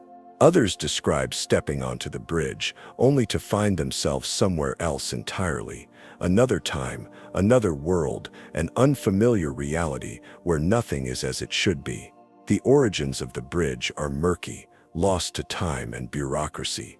Official records state that construction was halted due to funding issues or unforeseen geological complications. But whispers tell a different story. Workers reported strange occurrences during its construction, tools vanishing, concrete setting in patterns that didn't match the blueprints, shadows flickering where no light should cast them. Some even claimed to see figures standing at the unfinished edge of the bridge, staring across the abyss as if waiting for something or someone to arrive. One chilling account comes from a man who decades ago was among the last crew members to work on the project before it was abruptly shut down. He recounted an incident in which a worker, ignoring warnings, ventured too close to the bridge's end. One moment, he was there, standing at the precipice. The next, he was gone, vanished without a sound. No splash below, no sign of impact, just empty space where he had stood. The authorities dismissed it as an accident, but the crew knew better. They abandoned the site that very night, refusing to return. Over the years, stories have continued to emerge. A lone traveler who decided to investigate the bridge at night described hearing footsteps behind him, though he was completely alone. When he turned to look, he found no one there. But the footprints in the dust told a different story, leading up to him, stopping just inches away.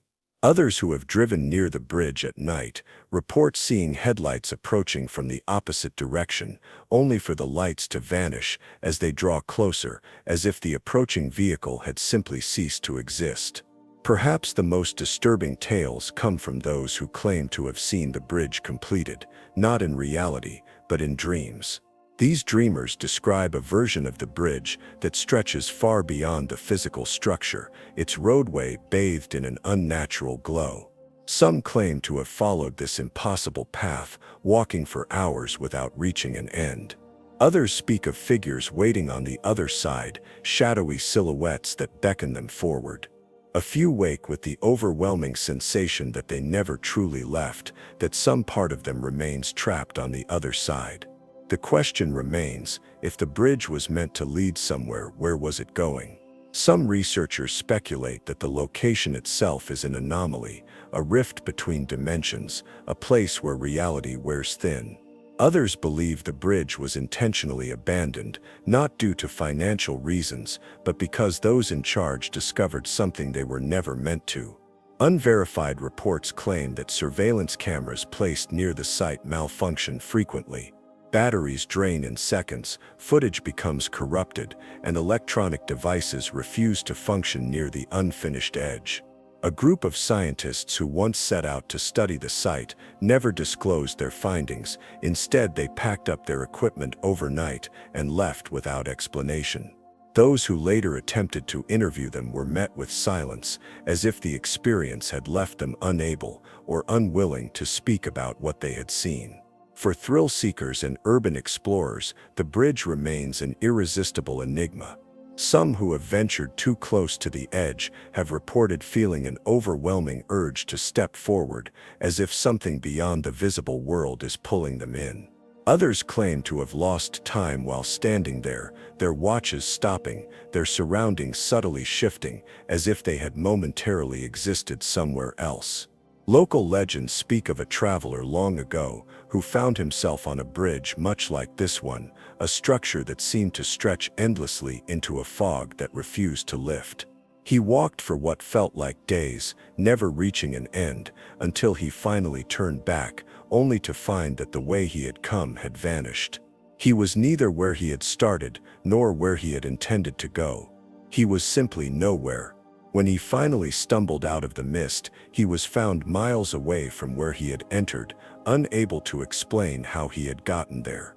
His hair had turned white, his eyes filled with a terror that never faded. Could this unfinished bridge be something more than an abandoned project? Some believe that on certain nights, when the conditions are just right, it completes itself. Those who stand at its edge at the right moment may see the road stretch forward, beckoning them towards something unknown. But once you step onto that path, there is no guarantee you will ever return. To this day, the bridge remains untouched, frozen in time as if waiting for something or someone to finish what was started. But should it ever be completed, the question lingers, will it lead to nowhere or to somewhere beyond human comprehension? Chapter 17. The Castle with a Door That Must Never Be Opened. The castle stands like a sentinel against the winds of time, its towering walls weathered by centuries of storms and whispers of forgotten history. Hidden deep in a remote corner of the world, shrouded in mist and surrounded by dense, ancient forests, this fortress is unlike any other. Its stones are etched with symbols no scholar has been able to decipher. Its halls echo with the memories of those who once walked them, and at its heart lies a door, one that must never be opened. The legends of the castle date back hundreds of years, perhaps longer, for even the earliest records speak of it as if it had always been there. Built by an unknown architect, under orders from a ruler whose name has long since been lost to time, the castle's purpose remains a mystery. Some say it was meant to be a place of protection, a sanctuary from something lurking in the outside world. Others claim it was not built to keep something out, but rather to imprison something within.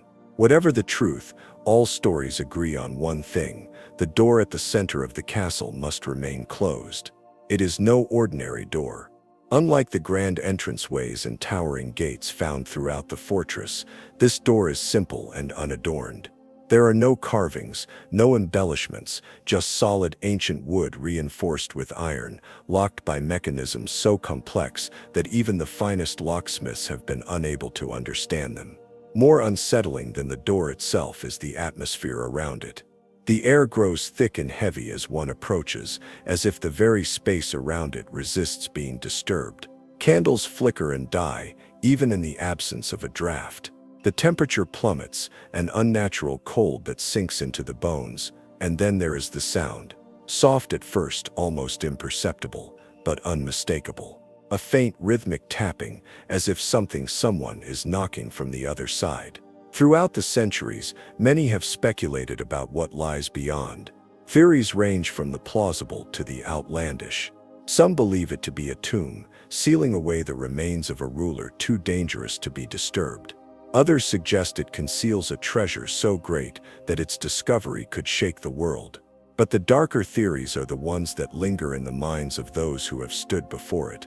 They speak of something ancient, something neither dead nor alive, something waiting. The warnings have always been clear. Every owner of the castle, every caretaker, every scholar who has come to study its mysteries has been told the same thing: never open the door. And yet human curiosity is a force that refuses to be contained. There are stories, accounts whispered in hushed voices by those who claim to know the truth, of those who tried to defy the warning. Some say that, centuries ago, a group of monks who sought refuge in the castle attempted to unlock it, convinced that within lay divine knowledge. The morning after they began their work, the entire monastery was found abandoned. There were no signs of struggle, no tracks leading away, no explanation, only silence. The monks were never seen again.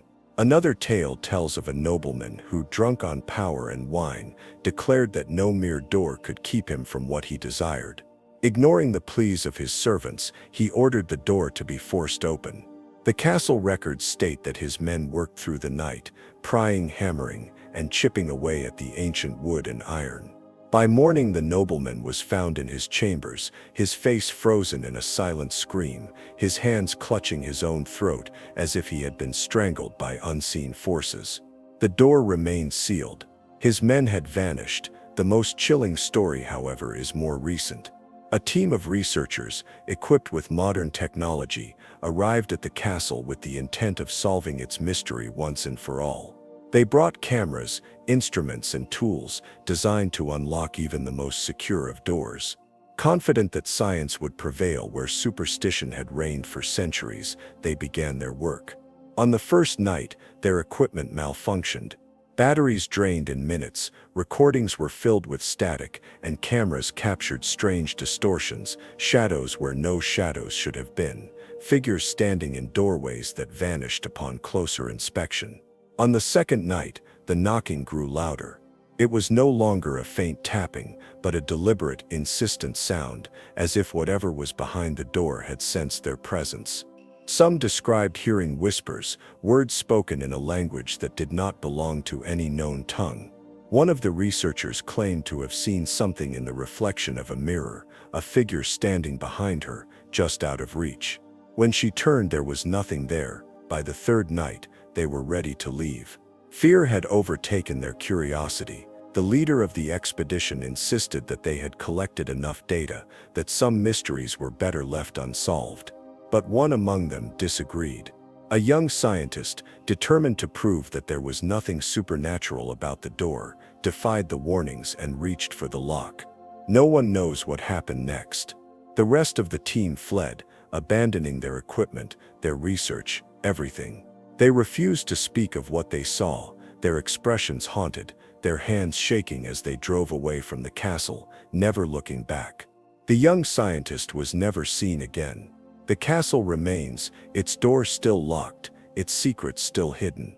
Some say the knocking has grown louder since that night, that it is no longer just a knock but a pounding, as if whatever is inside is growing impatient.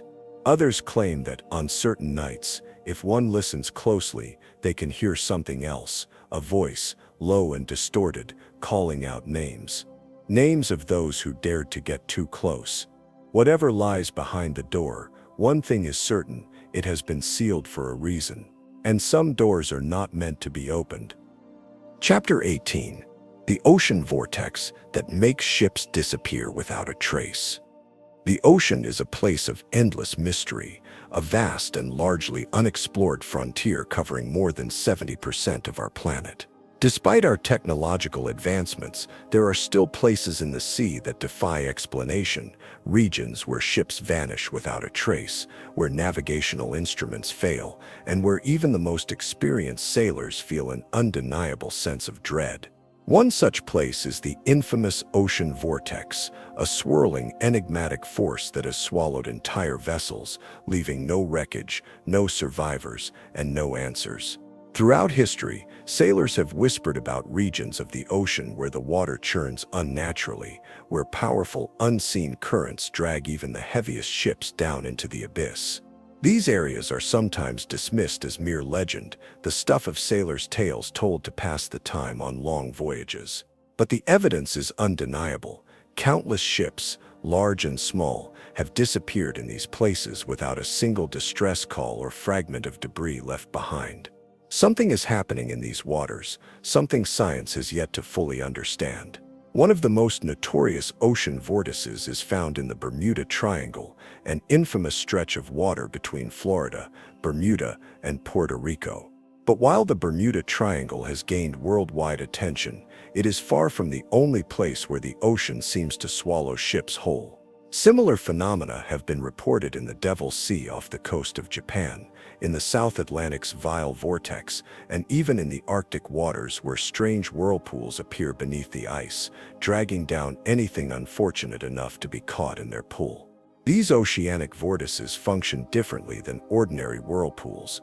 Unlike the predictable visible spirals found in rivers and lakes, these anomalies are often invisible until it's too late. Some researchers theorize that they are caused by powerful underwater currents colliding in just the right way, creating a downward force capable of pulling entire vessels beneath the waves. Others suggest that they are linked to methane hydrate eruptions, massive bubbles of gas released from the ocean floor that reduce the density of the water, causing ships to lose buoyancy and sink instantly. But there are those who believe something far stranger is at work. Legends from cultures around the world speak of areas in the ocean where the fabric of reality itself seems to warp. Some sailors have reported seeing strange lights beneath the water, as if something is glowing in the depths. Others tell stories of compasses spinning wildly, electronics failing, and an eerie silence that falls over the sea just before disaster strikes. Could these vortices be linked to something beyond human comprehension, an undiscovered natural phenomenon, or even a portal to another realm? The accounts of those who have narrowly escaped the pull of these ocean vortices are chilling. In 1972, a cargo ship passing through the South Atlantic reported seeing the water ahead of them begin to spiral, as if an unseen force was pulling at the surface. The crew desperately tried to change course, but their ship was caught in the current. Just as they began to feel the ship tilt dangerously to one side, the vortex suddenly vanished, and the water became eerily calm once more. They had escaped, but others have not been so lucky. Satellite images have occasionally captured bizarre formations in the ocean, perfectly circular depressions in the sea surface, spiraling currents that defy explanation, and even massive moving whirlpools miles across that appear and disappear with no known cause. Could these be the footprints of the same forces that have claimed so many ships over the centuries? Scientists continue to study these anomalies, but every answer seems to raise more questions. One of the most famous cases of an entire crew disappearing near an alleged ocean vortex occurred in 1928. A steamship, the SS Cotopaxi, vanished while en route to Havana, Cuba. No distress signal was ever received, and no wreckage was ever found. For decades, it was considered just another lost ship in the Atlantic until 2020, when a derelict vessel was found drifting near the Bermuda Triangle. The rusted remains were identified as the Cotopaxi, but there was no sign of its crew. It was as if they had simply vanished, leaving behind an empty, ghostly ship. Theories abound, ranging from rogue waves and freak storms to far more exotic explanations. Some even suggest that these regions may be linked to gravitational anomalies, underwater black holes, or secretive military experiments. Yet, despite the speculation, the fact remains that these ocean vortices continue to operate in secrecy, hidden beneath the waves, claiming ships and lives without a whisper of warning. What is truly terrifying about these places is not just that they exist, but that they remain beyond our control. In an era where we have mapped distant galaxies, walked on the moon, and peered into the smallest particles of the universe, we still cannot fully explain why the ocean behaves this way in certain places. Could it be that we are simply not meant to understand? That there are forces at play in the deep that will forever remain beyond human reach? Perhaps one day, with advancing technology and deeper exploration, we will uncover the truth behind these deadly ocean vortices. Until then, they remain a silent menace, waiting patiently for the next unfortunate vessel to drift too close to their unseen grasp. The ocean keeps its secrets well, and some of them may never be revealed. Chapter 19. The Final Place, a location so secret, it might not even exist. There are places on this earth that are forbidden, not just because of laws or dangers, but because they are not meant to be found. Places that exist on the very edge of perception, places erased from maps, spoken of only in whispers, where those who seek answers find only silence. Some believe the final place is a myth, a legend woven through history, a ghost story for those who fear the unknown. Others insist it is real, that it has been found before, only for those who discovered it to vanish without a trace. If the final place is real, then it may be the last secret left in a world where everything is mapped and measured, a secret so dangerous that those who glimpse it never return. There are conflicting reports about where the final place is. Some claim it moves, appearing where no one expects it. Others say it is hidden in the most obvious place, in a blind spot where no one dares to look. Some claim it is buried beneath the earth, concealed in an uncharted cavern so deep that no light has ever reached its walls. Others whisper that it exists in the sky, an invisible structure floating above us, seen only by those who stray too far from safety. The most chilling theory suggests that the final place is not a location at all, but a phenomenon, a shifting void that exists beyond human comprehension, revealing itself only to those who are not meant to see it. Ancient texts reference something eerily similar to the final place. Sumerian tablets speak of a forbidden land where the ground is like glass, where the sky does not move, where those who step inside never leave. Chinese scrolls describe a place where time moves differently, where men enter and return centuries later without aging a day. In lost tomes from medieval Europe, there are accounts of wandering travelers who stumbled upon a place so quiet, so empty, that even their own thoughts seemed to fade into silence. They returned with their memories fractured, their words jumbled, unable to describe what they had seen, except for one thing. They all spoke of a door with no handle, no keyhole, no way to open it, but one that in their dreams they saw slowly creaking open. Then, there are the disappearances, entire expeditions lost without a trace, aircraft vanishing from radar, distress calls from people who were never found. In the late 20th century, a team of geologists mapping an unexplored region of Antarctica sent a final transmission that simply read, "We found it. It's not what we thought." No bodies were recovered, no equipment, not even the traces of their camp. The only thing left behind was a strange circular indentation in the ice, perfectly smooth, as if something had simply removed them from existence. Pilots have reported strange anomalies while flying over remote regions of the world. Instruments go haywire, compasses spin wildly, GPS signals cut out as if the satellites themselves refuse to acknowledge what lies below. Some pilots claim to have seen a vast shadow beneath them, where there should be only desert, a patch of ocean darker than the surrounding water, a city that flickers in and out of view like a mirage that isn't quite there. And in their radios sometimes, they hear whispers. Not static, not interference, but voices, soft, distant, speaking in a language that does not exist. Then, there are the stories from intelligence agencies, declassified reports with entire pages redacted, references to an anomalous zone that has no official name, directives warning operatives never to approach certain coordinates. Some who worked within these agencies, those who spoke out before disappearing, claimed the final place was not only real, but that it was being actively hidden. Some say the world's governments do not understand it, but fear it. Others claim they know exactly what it is, and they are terrified of what would happen if the truth came out. One chilling account comes from a man who claimed to be part of a secret research project decades ago. He spoke of a facility hidden underground, where scientists studied something they could not name.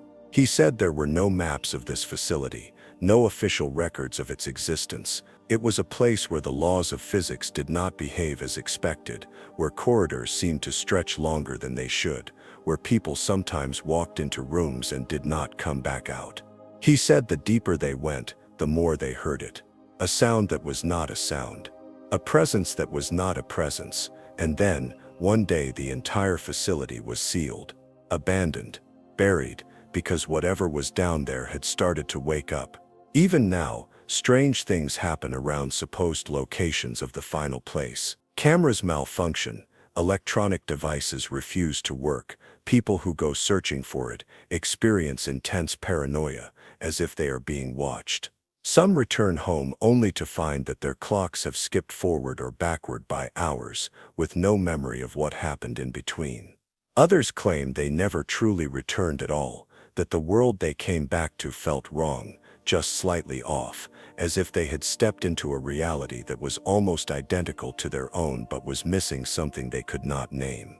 Perhaps the final place is not a place at all, but an event waiting to happen, a door that should never be opened, a mistake in the fabric of reality that has been hidden for centuries. Perhaps it is something ancient, something that was here before us and will be here long after we are gone. Or maybe, just maybe, it is something even stranger, something that only exists because we are looking for it. And if that is true, then the real question is not whether the final place is real, but whether we are creating it just by searching for it. As we come to the end of our journey through the forbidden places, no one can explain. One thing remains clear.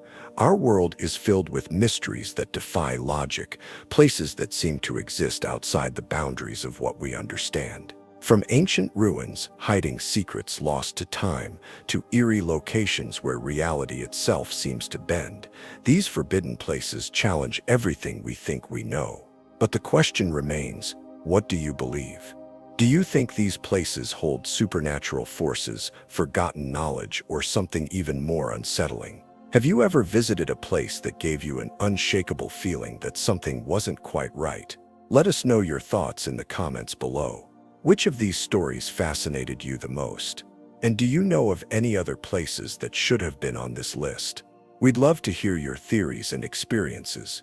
If you enjoyed this video, don't forget to like, share, and subscribe to the channel. Your support helps us continue exploring the strangest, most mysterious stories from around the world. And if you want to make sure you never miss an upload, hit that notification bell so you'll be the first to know when we uncover more chilling and unexplained tales. Thank you for watching, and until next time, stay curious, stay open-minded, and remember, some mysteries are better left unsolved.